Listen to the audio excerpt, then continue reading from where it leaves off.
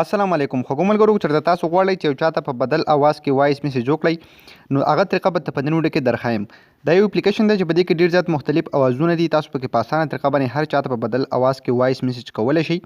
مکمل طریقه ته درښیم ویډیو تر اخره پورې وګورئ څنګه چې تاسو زما د موبایل په سکرین باندې ښکاري چې په دې کې ډېر زیات مختلف اوازونه دي او دغه ټول اوازونو کې تاسو هر چاته په واټساپ باندې مسېنجر باندې په اسانه طریقه باندې وایس میسج سینډ کولی شئ. څنګه به تاسو کوئ تاسو په خپل موبایل کې دا اپلیکیشن انسټالوئ څنګه ټوله طریقه ته درښیم ویډیو تر اخره پورې وګورئ.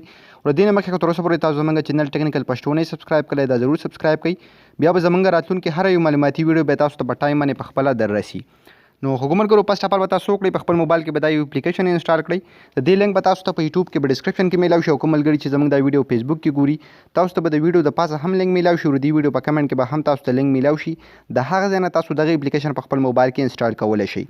کله چې هم تاسو دا اپلیکیشن په خپل موبایل کې انسټال کړئ بیا به څه وکړئ فرسټ اف آل تاسو اوپن کړئ.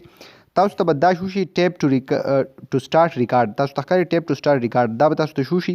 تاسو به څه وکړئ دلته به کلیک وکړئ او تاسو به دې کې هغه خبرې ریکارډینګ کوم چې تاسو په بدل اواز باندې یو چاته سینډ کول غواړئ.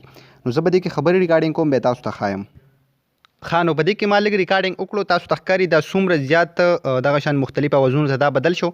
که زه اوس فرسټ اف آل تاسو ته نارمل دلته خپل اواز پلی کړم تاسو ته ښکاري د دې ځای نه بیا تاسو پلی کوئ. نو تاسو ته ښکاري بالکل دغه کې زما نارمل اواز دی. اوس که تاسو لاندې نور په مختلف اوازونو باندې کلیک کوئ تاسو ته ښکاري که زه سیکنډ نمبر دا اواز پلی کړم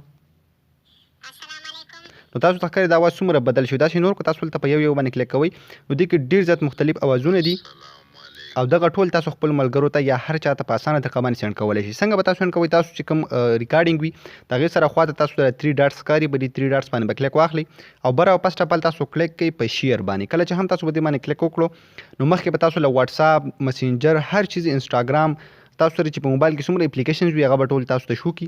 نو که تاسو دلته په واټساپ باندې کلیک کوئ نو په واټساپ کې به تاسو سره چې څومره ملګري وي هغه به ټول تاسو ته شو کي. که تاسو دلته په مسېنجر باندې کلیک کوئ تاسو ته به د مسېنجر ټول ملګري شو کي. نو زه به سمپل دلته په مسېنجر باندې کلیک کوم تاسو ته ښکاري څومره چې فرند چې هم زما سره په مسېنجر کې دي نو هغه ټول ماته شو کړه. ورسره د هر یو ملګري خواته یې دلته سینډ هم لیکلی تاسو ته ښکاري. نو تاسو چې په کم یو سینډ باندې هم کلیک کوئ نو هغه ملګري ته به دغه په بدل اواز کې دغه وایس میسج سینډ شي. نو خوږو ملګرو په دغه طریقه باندې تاسو کولی شئ چې په یو چاته په واټساپ باندې یا په مسېنجر باندې په بدل اواز کې په اسانه طریقه باندې وایس میسج وکړئ. نو امید لرم نننۍ ویډیو به ستاسو خوښه شوې. که ویډیو هم خوښه شوې د خپلو ملګرو سره ضرور شیر کړئ او موږ به خپلو دعاګانو کې یاد ساتئ. د الله په امان.